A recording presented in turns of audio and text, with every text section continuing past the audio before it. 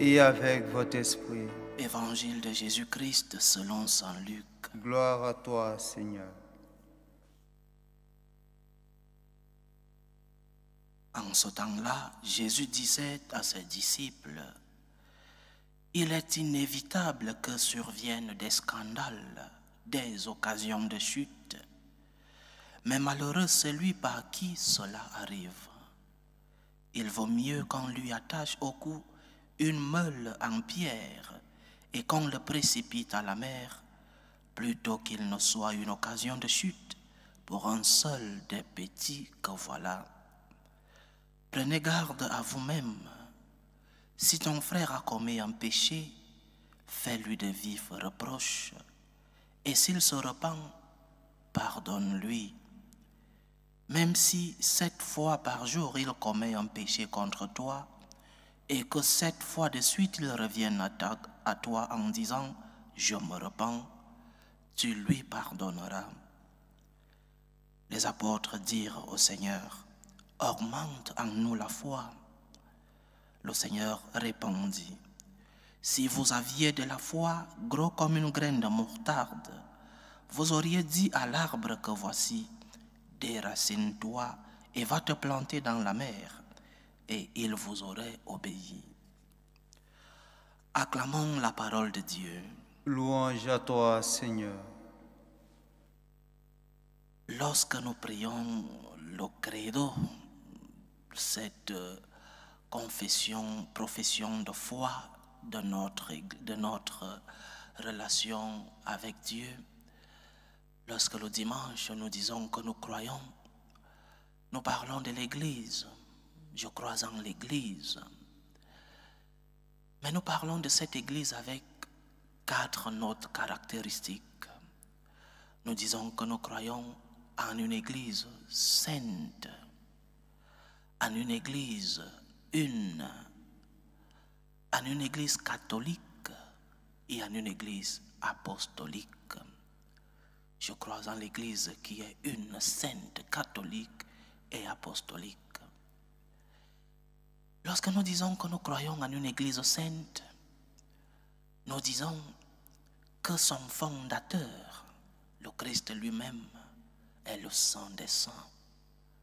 Nous disons que nous croyons en l'Église fondée par celui-là qui est la sainteté incarnée, le Christ Jésus. Nous disons que cette Église a été fondée par celui-là qui nous a appris le chemin qui mène vers la sainteté. Nous disons que cette Église est l'Église de Jésus-Christ. Elle est donc sainte parce que celui qui l'a fondée est saint. Mais malheureusement, nous constatons que cette Église sainte, parce que créée par Jésus-Christ qui est saint, cette Église a comme membres des pécheurs. Nous tous, vous et moi. Cette Église a des membres, individuellement parlant, qui ont des péchés et qui sont parfois, comme le dit l'Évangile d'aujourd'hui, des instruments de scandale, qui sont parfois, comme le dit l'Évangile d'aujourd'hui, des occasions de chute. C'est la réalité de notre Église. Une Église sainte, parce que créée par le Christ lui-même, mais une Église de pécheurs, parce que nous, membres de cette Église, membres du corps mystique du Seigneur, le corps, ce corps mystique en lui-même est saint, mais ces membres que nous sommes parfois des occasions de chute. C'est pourquoi il est important que nous, comme membres de cette Église, nous puissions nous rendre compte que nous sommes faibles, que toi comme laïc, tu es faible, que tu as des péchés, et que comme tu as des péchés comme laïc, ceux qui sont appelés à diriger cette Église, la hiérarchie de l'Église, ceux-là ont aussi leurs péchés. Je ne suis pas là en train de justifier les péchés des prêtres, des évêques, de la hiérarchie de l'Église.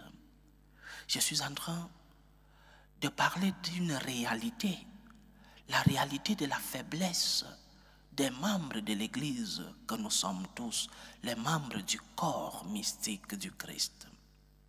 Mais quel est le problème? Le pape François parlait de la différence entre le pécheur et le corrompu. Le problème, c'est lorsque nous tous, comme membres de cette Église, lorsque nous n'arrivons plus à être conscients que nous sommes des pécheurs. Lorsque le pape François fait la différence entre le pécheur et le corrompu, il dit que le pécheur, c'est celui-là qui, conscient de ses faiblesses, conscient de ses chutes, lutte chaque jour pour ne plus tomber. Et lorsqu'il est tombé, il demande pardon, le sacrement de la confession.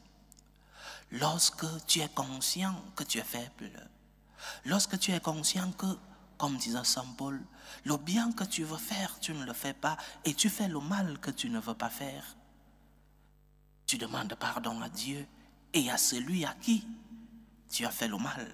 C'est comme ça que nous disons dans le Notre Père, comme nous pardonnons aussi à ceux qui nous ont offensés. Tu demandes pardon à l'offensé et tu demandes pardon à Dieu. C'est celui-là le pécheur. Mais le corrompu, c'est celui-là qui, sachant le bien qu'il doit faire, sachant le mal qu'il doit éviter, lorsqu'il est tombé, il ne veut pas se relever. Il continue librement et consciemment. Il continue dans sa chute, dans son scandale. Ce que nous devons donc éviter, c'est d'être des corrompus. Ce que nous devons éviter, c'est d'être ceux-là qui, sachant ce qu'ils doivent faire, et lorsqu'ils sont tombés, ils ne veulent pas se relever, ils ne demandent pas pardon à l'offensé et à Dieu qui est le premier offensé, le premier qui souffre de nos scandales, qui souffre de nos chutes, qui souffre à cause de nos péchés. Soyons ceux-là que le Seigneur veut sauver. Mais le salut de Dieu passe par notre collaboration. Tu es tombé, tu as été une occasion de chute, demande pardon. Et le Seigneur nous dit aujourd'hui que si ton frère t'a offensé, même s'il t'a offensé 7 fois par jour, pardonne.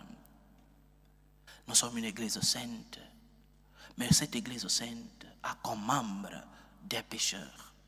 Soyons donc, avec nos faiblesses, avec nos chutes parce que nous sommes faibles, parce que nous faisons le mal que nous ne voulons pas faire et nous évitons de faire le bien que nous devons faire. Sachons nous relever, demander la grâce de Dieu. Pardonne-moi, Seigneur. Je suis faible, Seigneur. Donne-moi ta force. Donne-moi ta grâce. Remplis-moi de ta miséricorde. Je veux me relever, Seigneur. Je veux recommencer. Je veux lutter. Je ne veux pas m'asseoir. Je ne veux pas m'enrouler dans le péché et croire et enseigner que ce que je fais n'est pas un problème, n'est pas grave. Soyons ceux-là qui, croyant en la miséricorde de Dieu, veulent lutter chaque jour. La grâce du Seigneur nous accompagne. Le Seigneur a dit, dans une des apparitions à Saint Paul, Paul, ma grâce te suffit. La grâce de Dieu nous suffit. Mais cette grâce nous suffit lorsque notre faiblesse, nous la mettons entre les mains de Dieu. Le Seigneur continuait en disant à Saint Paul, la force se réalise dans la faiblesse. La force de Dieu se réalise dans ta faiblesse. N'aie pas honte de demander pardon à Dieu lorsque tu es tombé. N'aie pas honte de lui demander sa miséricorde, sa consolation. N'aie pas honte d'aller vers Dieu pour lui demander sa force, pour que tu puisses recommencer dans cette bataille contre le malin, recommencer dans cette bataille contre parfois nous-mêmes, contre nos instincts qui nous poussent à faire le mal. Je parle de ce thème parce qu'il y a quelques jours, un évêque vice-président de la conférence épiscopale italienne disait que la pratique des actes sexuels homosexuels n'est pas si grave que ça. Lorsqu'un pasteur de notre église parle ainsi en public, nous autres qui essayons de transmettre le message du Christ, parfois nous voulons entrer sous le lit et nous cacher. Lorsqu'un dirigeant de l'église tombe dans ce que le pape François appelait la corruption, parce que c'est cela la corruption, l'église va mal, chers frères et sœurs. Et nous, humblement, nous devons continuer de lutter contre le mal. Le mal, le pape Paul VI, aujourd'hui Saint Paul VI, disait que le démon est entré dans l'église et il est en train de faire mal. Eh oui, sachons reconnaître notre place de faible, de pécheur, mais ne soyons pas ceux qui non seulement acceptent de continuer dans le péché, mais aussi qui enseignent le péché comme quelque chose de bien. Soyons ceux-là qui demandent la grâce, la miséricorde de Dieu, qui lui demandent sa force pour continuer de lutter. Seigneur, je suis faible. Seigneur, pardonne-moi. Seigneur, je suis tombé. Seigneur, j'ai été une occasion de chute. Pardonne-moi, Seigneur. Aide-moi à lutter. Aide-moi à recommencer chaque jour lorsque je suis tombé.